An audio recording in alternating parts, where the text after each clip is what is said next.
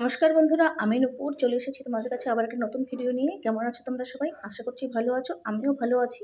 আর এই ভিডিওটা ছিল আমাদের বাড়িতে কালী পূজা ছিল, তো চলো কথা না বাড়িয়ে শুরু করি আমরা কিভাবে কি করলাম। তো চলো, এই যে দেখো প্রথমেই আমার বড় যায় যে গাছা প্রদীপ বস্তা থেকে বের করছে, আর আমাকে ডাকছিল এটা দেখার জন্য, করার জন্য।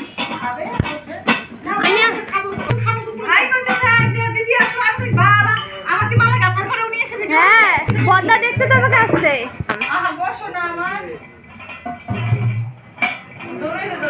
তো এই গাছাগুলো প্রচণ্ড ভারী, তাই জন্য আর কি নিত্য প্রয়োজনীয় ব্যবহার হয় না, এটা তোলাই থাকে। তো বছরে যখন পূজা হয় তখনই বের করা হয়। তো এই যে আমার বড় যা বস্তা থেকে বের করলো, আর আমি এখানে গুছিয়ে সাজিয়ে দিলাম।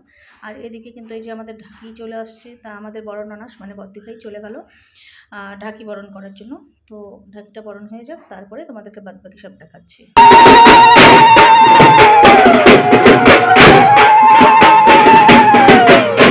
ঢাকি বরণ করার পরে আমি এবার চলে আসছি মালা গাঁথার জন্য। এখানে কিন্তু প্রত্যেকবার 108টা জবা দিয়ে 108টা বেলপাতা দিয়ে মালা গাঁথা হয়। তো এইবার আবার তনকে তো চেনই, আমার ভাইস্তা।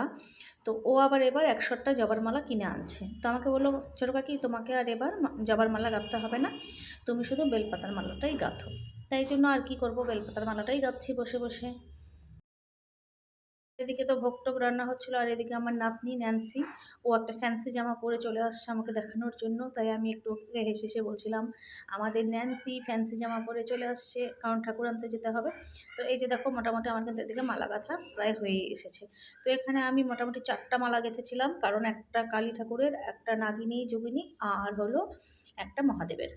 তো এই 4টা মালা গেঁথে আমি এখন চলে যাব একটু রেডি হওয়ার জন্য। কিন্তু তার আগে ওই যে শিব ঠাকুরের মালাটা গাঁথার জন্য আমার বড় নানা শেষে আমাকে একটু হেল্প করছিল, মানে বেলপাতাগুলো গুছিয়ে দিচ্ছিলো, বলে কি তাহলে ফটাফট হয়ে যাবে, কারণ গাড়ি চলে আসছে যেহেতু, পরে তো তোকে না হলে রেখেই চলে যাবে সবাই। তো আমার বড় যা এদিকে রেডি হয়ে চলে আসছে। বড় যা বলছিল তুই আমার শাড়ি পরে রেডি হয়ে নে। তো আমি বললাম না না, আমি আমার শাড়ি পরে নেবো, তোমার চিন্তা করতে হবে না। আর ওই যে এইখানে তো এই যে বললাম ভোগ রান্না হচ্ছে, তো এদিকে দেখো মোটামুটি সব কিন্তু গোছানো হয়ে গেছে। এই যে দীপিকা রেডি হয়ে গেছে, আর এদিকে এই যে সবাই যে বাটা ভোগ দিয়েছে সেটার উপরেই সব নাম টাম লিখে দিচ্ছিলো দীপিকা, কারণ সবাইকে তো পরে প্রসাদগুলো দিতে হবে না বলো, কারণ পরে তো খুঁজেই পাবো না। আর এত এত বাটা ভোগ আসে আমাদের এখানে, মানে পরে খুঁজেই পাবো না। তো দেখো কথা বলতে বলতে এই যে গাড়ি চলে আসছে, এখন আমরা যাব ঠাকুর আনতে। তো চলো ঠাকুর আনাটা আগে এনজয় করি। তো এই যে সবাই তো সেজে গুজে এখন গাড়িতে উঠতে হবে। তাই এই যে চেয়ার দিয়ে আমি ছিলাম, এখানে 2টো গাড়ি করা ছিল, কারণ আসার সময় তো সবাই হেঁটেই আসবো, কিন্তু যাওয়ার সময় তো গাড়ি করে যেতে হবে। আর এবার আমাদের ঠাকুর বানানো হয়েছিল পালপট্টিতে। তো এই যে আমার মেয়ের যা সেজো যা ভাগ্নি ভাস্তি মেয়ে সবাই মিলে আমরা চলে গেলাম ঠাকুর আনার জন্য। তোমরা তো সবাই জানো আমরা যেখানেই যাই সপরিবারে যাই, মানে সারা গোষ্ঠী সহ যাই।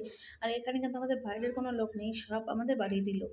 তো এই যে দেখো কথা বলতে বলতে আর কৌতালি করতে করতে কিন্তু আমরা চলে আসলাম ঠাকুর নিতে। তো এখানে মানে গাড়িতে উঠলাম আর গাড়ি থেকে নামলাম, এটাই তোমাদেরকে দেখালাম, কারণ রাস্তা তো অনেকটাই ছিল, কিন্তু সেটা দেখানো সম্ভব হলো না। আর এখানে গিয়ে মায়ের মুখটা দেখে সত্যি একটা আলাদা শান্তি অনুভব হচ্ছে। বাতা ধরলে হবে,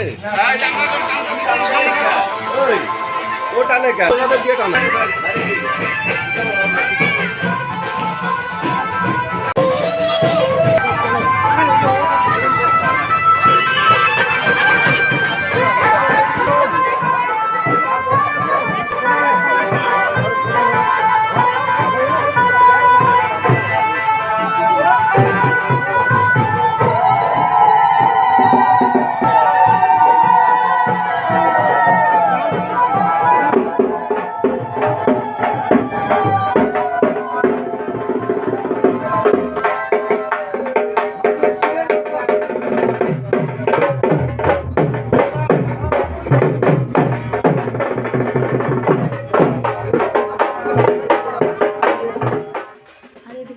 গাড়িতে উঠে গেছে, আর এদিকে আমাদের নাচানাচি শুরু হয়ে গেছে। মাকে নিতে আসছি, মানে একটু আনন্দ করে যাবো না তা কি হয়। আর এদিকে মামন কিন্তু আমার ছেলেকে ধরে টানছিল, মানে এরা কিন্তু দেওর ভাই বোন, মানে বৌদি।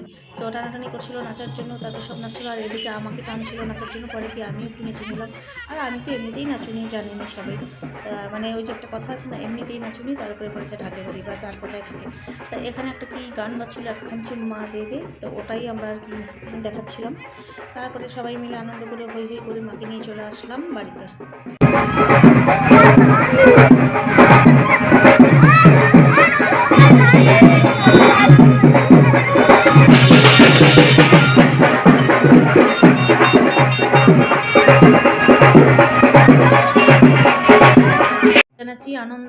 ওই সব কিছু বম ফাটানো সব কিছুতে আমি এত কিছু তুলতেই পারিনি, কারণ ওই যে নাচের ঠেলায় সব ভুলে গেছি।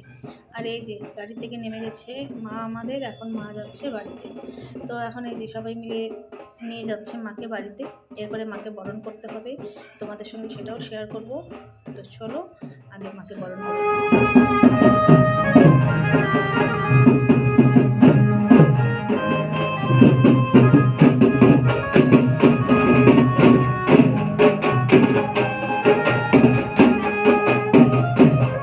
এখানে আমাদের চালুন বাতি রেডি হয়ে গেছে, আর এখানে মাকে তো বসানো হয়ে গেছে, এখন মাকে বরণ করতে হবে।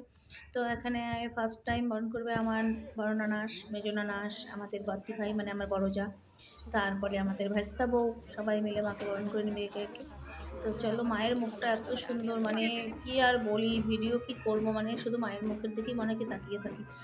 এই দেখো আমাদের বড় নানাস বরণ করছে, আর এই যে আমার নাতনি চলে আসছে, ও বলছে আমিও বরণ করবো। তারপরে আর কি ওকেও একটু নাচানো হলো, তারপরে তো একে একে সবাই বরণ করছে, এটা আমি নেক্সট পার্টে তোমাদেরকে দেখাবো। তো এরপরে যেটা দেখাবো মায়ের সম্পূর্ণ বরণটা, আর যেটা বিশেষ আকর্ষণ সেটা হলো মামনের নাচ, তারপরে তনের ধনুচি নাচ, আর মায়ের ভোগারতি যজ্ঞ, সবই তোমাদের সঙ্গে শেয়ার করব একে একে। তো চলে আসবো নেক্সট পার্টটা নিয়ে, ততক্ষণ সবাই ভালো থাকবে, সুস্থ থাকবে এই কামনা করি। তো আজকের মতো এখানেই শেষ করছি, টাটা।